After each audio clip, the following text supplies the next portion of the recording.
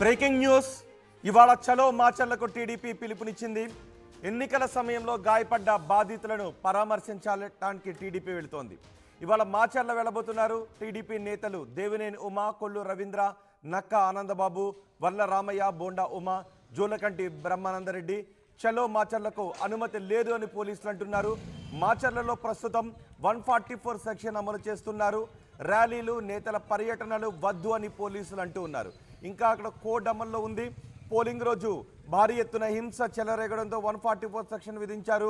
ఈ 144 సెక్షన్ అమలులో ఉంది కాబట్టి ఎటువంటి ర్యాలీలు, పరామర్శలకు ఇప్పుడు తావు లేదు అని పోలీసులు చెప్తున్నారు. అయినప్పటికీ టీడీపీ నేతలు మాత్రం పోలింగ్ రోజు గాయపడ్డ తమ కార్యకర్తలను పరామర్శించడానికి వెళతాము అని టీడీపీ నేతలు చెప్తున్నారు. మరింత సమాచారం మా ప్రతినిధి రామారావుతో మాట్లాడదాం. రామారావు, పోలీసులు చలో మాచర్లకు అనుమతి లేదు అని అంటున్నారు. టీడీపీ నేతలు వెళ్ళడానికే నిర్ణయించుకున్నారా? ఏంటి అక్కడ పరిస్థితి? రోహిత్, మాచర్ల నియోజకవర్గంలో మళ్ళీ మరొకసారి ఉద్రిక్త పరిస్థితులు ఏర్పడే అవకాశం ఉంది. ఎందుకంటే ప్రధానంగా చూసుకున్నట్లయితే ఇక్కడ పోలింగ్ సమయంలో కావచ్చు, పోలింగ్ తర్వాత కావచ్చు, భారీ స్థాయిలో దాడులు, అలాగనే కార్లు తగలబెట్టడం, ఒకరిపై ఒకరు దాడులు చేసుకోవడం జరిగింది. సో ఈ నేపథ్యంలోనే మాచర్ల 144 సెక్షన్ అమలు చేశారు పోలీసులు. అయితే ఈ రోజు తెలుగుదేశం పార్టీకి సంబంధించినటువంటి నేతలు చలో మాచర్లకు పిలుపునిచ్చారు. దీంతో ఉద్రిక్త పరిస్థితులు ఏర్పడ్డాయి. అలాగనే చలో మాచర్ల పర్యటనకు, తెలుగుదేశం పార్టీ పిలుపునిచ్చిన పర్యటనకు ఏదైతే పోలీసులు మాత్రం అనుమతి లేదు అని చెప్తున్నటువంటి పరిస్థితి ఉంది. అలాగే ప్రధానంగా చూసుకున్నట్లయితే ఎన్నికల సమయంలో వైసీపీ నేతలు, కార్యకర్తలు చేసినటువంటి దాడుల్లో గాయపడ్డ టీడీపీ వాళ్ళని పరామర్శించేందుకు టీడీపీకి చెందిన మాజీ మంత్రులు దేవినేని ఉమ, కొల్లు రవీంద్ర, నక్కానందబాబు, వర్ల రామయ్య, బోండా ఉమ, అలాగనే పల్నాడు జిల్లా టీడీపీ అధ్యక్షుడు కొమ్మాలపాటి శ్రీధరు, జోలకంటి బ్రహ్మారెడ్డి వీళ్ళందరూ కూడా గుంటూరు నుంచి మాచర్లకు బయలుదేరి వెళ్లి అక్కడ మాచర్లోని 5 మండలాల్లో ఏదైతే మాచర్ల, దుర్గి, వెల్దుర్తి, కారంపూడి, రెండచింతలు ఈ 5 మండలాల్లో సుమారు 80 మంది వరకు టీడీపీ కార్యకర్తలు, వైసీపీ కార్యకర్తల దాడుల్లో గాయపడ్డారు. వాళ్లను పరామర్శించాలని పిలుపునివ్వడం జరిగింది. అయితే 144 సెక్షన్ అమల్లో ఉంది. ఇప్పటికే మాచర్ల నియోజకవర్గంలో రెండచింతల మండలం పాలవేగేట్లో ఈవీఎం ధ్వంసం కేసులో అక్కడ ఉన్నటువంటి వైసీపీ అభ్యర్థి పిన్నెల్లి రామకృష్ణారెడ్డి కోసం పోలీసులు ప్రత్యేక బృందాలతో గాలింపులు చేస్తున్నారు. నియోజకవర్గంలో ఉద్రిక్త పరిస్థితులు ఉన్న నేపథ్యంలో టీడీపీ నేతల చలో మాచర్లకైతే మాత్రం అనుమతులు లేవని చెప్పి పల్నాడు ఎస్పీ మల్లికా గార్గ్ స్పష్టం చేయడం జరిగింది. అలాగనే నేతలు ఎవరు కూడా మాచర్ల రావద్దు, మాచర్లో 144 సెక్షన్ అమల్లో ఉంది.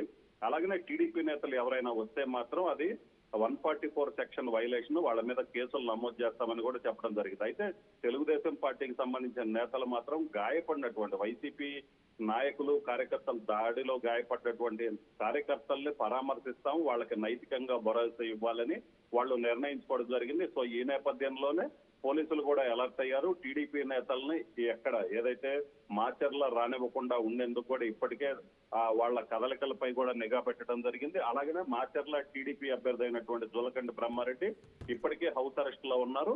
అలాగనే ఆయన ఇంటి వద్ద కూడా ఏదైతే పోలీస్ సెక్యూరిటీ కూడా ఉన్నటువంటి పరిస్థితి ఉన్న నేపథ్యంలో మాచర్ల ఎమ్మెల్యే అభ్యర్థి అయినటువంటి జోలకంటి బ్రహ్మారెడ్డి ఇంటి వద్దకి ఈ నేతలందరూ వచ్చేసి అక్కడి నుంచి నేరుగా మాచర్ల బయలుదేరడానికి ప్రయత్నాలు చేస్తున్నారు. సో ఈ నేపథ్యంలోనే మాచర్ల టీడీపీ అభ్యర్థి అయినటువంటి జోలకంటి బ్రహ్మారెడ్డి ఇంటి వద్ద అదనంగా పోలీసులు రావడం జరిగింది.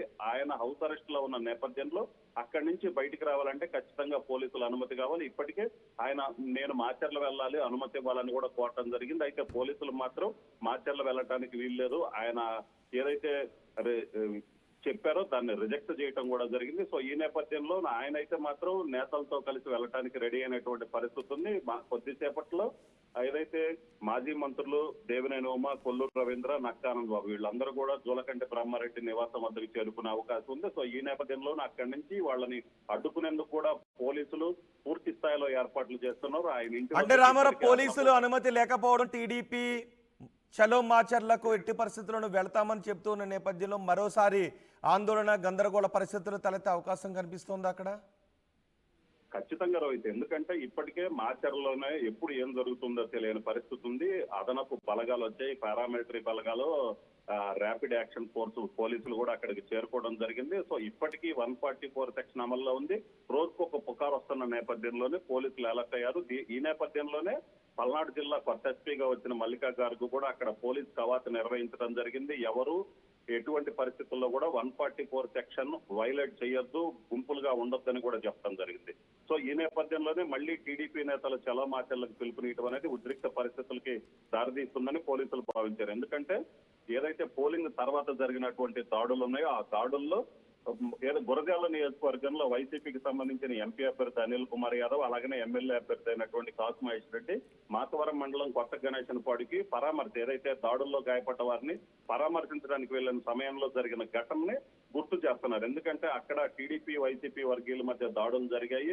పోలీసులు గాల్లో కాల్పులు జరిపి నేతల్ని అక్కడి నుంచి బయటికి పంపించాల్సిన పరిస్థితి ఏర్పడింది. సో మళ్ళీ అలాంటి సిచ్యువేషన్ అనేది రాకూడదు అనేది పోలీసులు చెప్తున్నది. అలాంటి సిచ్యువేషన్ వచ్చినట్టయితే పల్నాడు, ఒక మాచర్లే కాదు, మళ్ళీ పల్నాడు జిల్లాలో ఉద్రిక్త పరిస్థితులు తలెత్తుతాయి. వీళ్ళు ఏదైతే టీడీపీ వాళ్ళు చలో మాచర్లకు వచ్చినట్లయితే మళ్ళీ వైసీపీ వాళ్ళు కూడా టీడీపీ కార్యకర్తల దాడిలో గాయపడ్డ వాళ్ళని పరామర్శిస్తాం, మాకు కూడా అనుమతి ఇవ్వండి అని అడిగే అవకాశం ఉన్న నేపథ్యంలో పోలీసులు అయితే మాత్రం చలో మాచర్లో నెట్టి పరిస్థితుల్లో కూడా జరగనివ్వని చెబుతున్నటువంటి పరిస్థితి ఉంది. రోహిత్. రైట్ రామారావు, ఇవాళ చలో మాచర్లకు టీడీపీ పిలుపునిచ్చింది. ఎన్నికల సమయంలో పోలింగ్ జరుగుతున్న రోజు జరిగిన అల్లర్లలో గాయపడిన బాధితులను పరామర్శించడానికి టీడీపీ నేతలు ఈరోజు మాచర్ల వెళ్ళడానికి నిర్ణయించుకున్నారు.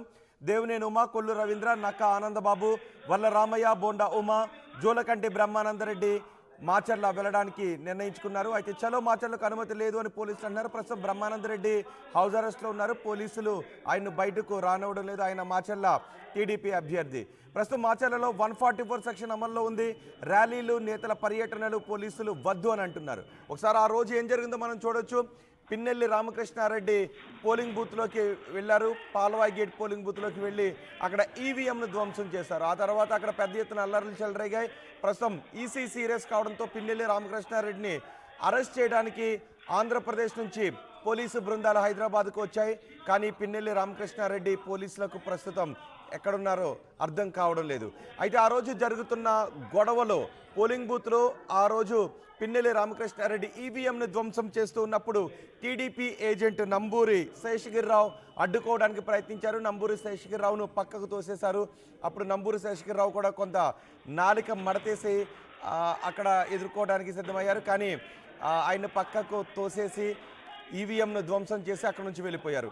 నంబూరి శేషగిరిరావు అసలు ఆ రోజు ఏం జరిగింది అనే వివరాలను ఆర్టీవీతో మాట్లాడి చెప్పారు. ఆయన ఏం చెప్తున్నారో చూద్దాం. మాచర్ల నియోజకవర్గంలో ఎమ్మెల్యే ఈవీఎం ధ్వంసం చేసిన ఘటనకు సంబంధించి ప్రత్యక్ష సాక్షి ఏదైతే పాలవాయి గేట్లో పోలింగ్ బూత్లో టీడీపీ తరపున ఏజెంట్గా కూర్చున్నటువంటి శేషగిరిరావు మనతో పాటు ఉన్నారు. చెప్పండి, అసలు ఆ రోజు మీరు ఏజెంట్గా కూర్చున్నప్పుడు ఆ ఘటన జరిగినప్పుడు ఆ సమయంలో ఏం జరిగింది? అసలు 1-2 సార్లు ఎమ్మెల్యే గారు వచ్చి చెక్ చేసుకొని వెళ్తుండ్రు. అదేవిధంగా వచ్చినారు అనుకున్నాం. ఈవీఎం కాడికి వెళ్ళారు, అటు తీసుకొని కింద కొట్టారు. అది చూసి అందరూ భయపడి ఓట్లు వేయడానికి వచ్చిన కూడా పారిపోయారు. ఆఫీసర్లు కూడా అందరూ భయపడి అటు ఇటు కాక లేచి నిలబడ్డారు. ఏమంటే బయటికి వెళ్ళిపోయారు, పగలగొట్టి బయటికి వెళ్ళిపోయారు ఎమ్మెల్యే గారు. వెళ్ళిపోయిన తర్వాత నేను లోపల కొద్దిసేపు ఉన్నాను. ఉన్న తర్వాత ఒక 2 నిమిషాలు 3 నిమిషాలు ఉన్న తర్వాత బయటికి పంపించారు. అప్పుడు నేను మరి ఇక్కడ అన్న కదా సార్ ఇదేంది తప్పు అనే వరకు ఆయన ఏళ్ళు చూపించింది, జాగ్రత్తగా ఉండదు ఇదని. ఇంకా బయటికి బాగానే నన్ను వాళ్ళ కారులో ఉన్న కర్రలు అవన్నీ తీసుకొని నా మీద అటాక్ చేశారు. నా తలకాయ బాలు కొట్టారు, చెయ్యి ఇక్కడ ఈ తోడ ఇంకా ఈపుని బాబుని అన్నీ కొట్టారు. ఒక 5-6 గుద్దలు. అంటే యాక్చువల్గా ఆ రోజు మీ పోలింగ్ బూత్ దగ్గర సెక్యూరిటీ అంటే పోలీసులు ఉన్నారా? ఉన్నారు, గొడవ ఏం లేదు. ఆ ఎమ్మెల్యే గారు వచ్చేది పడగొడటం వల్లే గొడవ అయింది. ఇంకా సార్ బయటికి వెళ్ళారు. బయటికి వెళ్ళి నేను కూడా ఇంక ఇంటికి వెళ్ళిపోదాంలే ఇంకా ఆపేశారు. ఎలక్షన్ కమిషన్ వాళ్ళు ఆఫీసర్లు ఉంటారు కదా, వాళ్ళు బయటికి పంపించి వాళ్ళు తలుపేసుకున్నారు. ఎలక్షన్ అయిపోయింది కదా ఇంటికి వెళ్దామని వెళ్తున్న వరకు వాళ్ళు ఒకేసారి 10-20 మంది నా మీద కర్రలు తీసుకొని వచ్చి నన్ను పగలగొట్టారు. అంటే మీరు పోలింగ్ బూత్లో నుంచి క్లోజ్ చేసిన తర్వాత, పోలింగ్ బూత్ తలుపులు వేసిన తర్వాత బయటకు వచ్చిన తర్వాత కూడా మీ మీద దాడి జరిగిందా? ఎంతమంది దాడి చేశారు? ఆ దాడి జరిగే సమయంలో ఎమ్మెల్యే అక్కడే ఉన్నాడా? ఎమ్మెల్యే గారు అక్కడే ఉన్నారు. ఆయన దగ్గర నుంచి ఆయన 4-5 కార్లు ఉన్నాయి. ఆ కార్లో డిక్కీ ఎత్తినారు, కర్రలు తీసుకొని ఇంకంతా నా మీద వచ్చి అటాక్ చేశారు. నేను ఒక్కరిని కదా ఏం చేస్తాను వెళ్ళకుండా ఉన్నా. వచ్చారు, కొట్టారు. కొట్టిన తర్వాత నేను అసలు చంపేస్తారని మనం అంతలోకి వీళ్ళంతా అక్కడ వాళ్ళు ఇక్కడ వాళ్ళు పోయి నన్ను రక్షించడానికి వాళ్ళ మీద రాళ్ళు వేశారు. నన్ను వదిలిపెట్టి కొద్దిగా అవతలకి వెళ్ళారు, నన్ను యువతల లాక్కొచ్చారు. అంటే మామూలుగా అప్పుడు ఎమ్మెల్యే మీతో మాట్లాడాడు కదా, మీరు ఏదైతే అక్కడ ధ్వంసం చేయంగానే వస్తుంటే మీరు అడ్డుకున్నారు కదా, ఎమ్మెల్యే మీకు వెళ్ళి చేయి చూపెడతా మాట్లాడాడు, ఏం మాట్లాడాడు? జాగ్రత్తగా ఉండు, అది ఇది జాగ్రత్తగా ఉండి ఎంత చూస్తాను. అంటే మళ్ళీ తర్వాత అక్కడ ఉన్నటువంటి పోలింగ్ సిబ్బందికి మీరు ఫిర్యాదు చేశారా? ఏదైతే అక్కడ వచ్చినప్పుడు అక్కడ చూసుకున్నారు కదా, ఆయన పోలింగ్ ఈవీఎం ధ్వంసం చేసి వస్తున్నప్పుడు మీరు అక్కడ అధికారులకి ఏజెంట్గా కూర్చున్నారు కదా, పీఓకి మీరు ఫిర్యాదు చేశారా? వాళ్ళే అక్కడ ఫోటో తీసుకున్నారు, పిఓ గారు అక్కడ జరిగిందంతా ఫోటో తీసుకున్నారు. ఓకే. అయితే దీనికి సంబంధించి మీరు అక్కడ ఎవరికన్నా ఫిర్యాదు చేయడం, పోలీసులకు కానీ ఎవరికన్నా మీరు ఫిర్యాదు చేశారా? ఎవరికి ఫిర్యాదు చేయలేదు, అసలు భయపడి ఎటువంటి వెళ్ళిపోయారు. నన్ను కూడా ఈ దెబ్బల దగ్గరలోనే అక్కడ వదిలేసి అంతా పారిపోయారు. మళ్ళీ ఎమ్మెల్యే గారు తిరిగి మనుషులు తీసుకొని వస్తున్నాడు, మాచల్ నుంచి రౌడీలు తీసుకొని వస్తున్నారు అని వరకు నన్ను వదిలిపెట్టి వెళ్ళిపోయారు. అంటే అంతకుముందే మీరు ఈవీఎం ధ్వంసం చేయడానికంటే ముందే ఆ పోలింగ్ బూత్లోకి ఎమ్మెల్యే ఎన్నిసార్లు వచ్చారు? అంతకుముందు 2 సార్లు వచ్చారు. 2 సార్లు వచ్చినప్పుడు ఏం చేశారు? అప్పుడు మామూలు చూసి వెళ్ళిపోయారు. ఏమనలేదు. ఏమనలేదు. చివరిసారిగా 3వసారి వచ్చినప్పుడు ఈవీఎం ధ్వంసం చేశారు. ఓకే. అక్కడ ఎవరు అడ్డుకునే ప్రయత్నం కూడా కనీసం చేయలేదా? చేయలేదు, నేను ఒక్కనే అడ్డుకునే ప్రయత్నం చేశా, ఎవరు చేయలేదు. ఆడ అందరూ భయపడిపోయారు. ఆయన ఎప్పుడైతే పలగొట్టారో ఆ సౌండ్కి అందరూ పారిపోయారు. ఓకే. అంటే అక్కడ పథకం ప్రకారం అంటే మీ ఊర్లోనే 2 గంటల పాటు ఉన్నారన్నారు, మీకు తెలుసు అక్కడ 2 గంటల పాటు ఉన్నారు, ఇలాగా మీ బూత్కి వచ్చిపోతున్నారు, అక్కడ గొడవ జరుగుతుంది అనేది ఒక విషయం తెలుసా మీకు? ఆ ఎమ్మెల్యే గారు బయట ఉన్నారనే విషయం తెలుసు, గొడవలు జరుగుతున్నాయనేది ఏం తెలియలా. గొడవలు ఏం జరగట్లా, బయట ఉన్నారని తెలిసింది. ఓకే. అంటే ఈ ఎమ్మెల్యే మనుషులందరూ వచ్చేసి మీ మీద ఏదైతే మీరు ఇందాక చెప్పారు కదా, ఏది డోర్ తీసి కార్ డోర్లు తీసి కర్రలు తీసుకొని దాడి చేశారు, ఇక మీరు డిక్కీ ఓపెన్ చేసి, సో మీరు ఇంకా ప్రాణాలతో బతుకుతారని మీరు అనుకున్నారా? అనుకోవాలా, నేను నడిచి తిరగలేలే అనుకున్నాను. మా వాళ్ళు అట్లా ఉండబట్టి ఎమ్మెల్యే గారు వాళ్ళ మీద ర్యాలీ బట్టి వాళ్ళు పారిపోబట్టి కొద్దిగా వాళ్ళ కాళ్ళు కొద్దిగా కదిలాయి, ఇంకా నన్ను యువతలు లాక్కొని వచ్చారు చేతులు పట్టుకొని. ఇంకొచ్చి ఇంకా వాళ్ళు కూడా ఫస్ట్ వెయిట్ చేయించారు అక్కడ, వాళ్ళు కూడా వదిలేసి వెళ్ళిపోయారు. ఏంటంటే ఆయన వస్తున్నాడు మళ్ళీ అది ఇదని.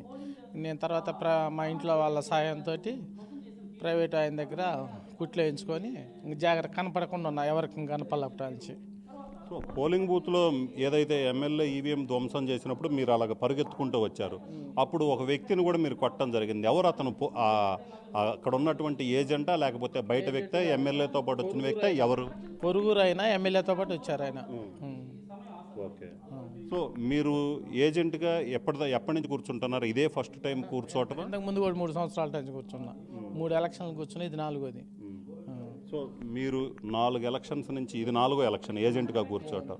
ఈ 4 ఎలక్షన్స్లో ఎప్పుడైనా ఇలాగా మీ ఊర్లో కావచ్చు ఇలాంటి ఘటన మీరు ఎప్పుడన్నా చూసారా? ఎప్పుడు చూస్తే అసలు ఇంకా ఏజెంట్ అంటేనే ఇంకా భయపడతాం. అసలు భయపడ్డాను ఎలక్షన్కి, ఎవరు ఏజెంట్కి నుంచోలేకపోతే నన్ను నుంచోనిచ్చారు. బదిలాడితే నుంచున్నా, లేకపోతే నేను నుంచునేవాడిని కూడా కాదు.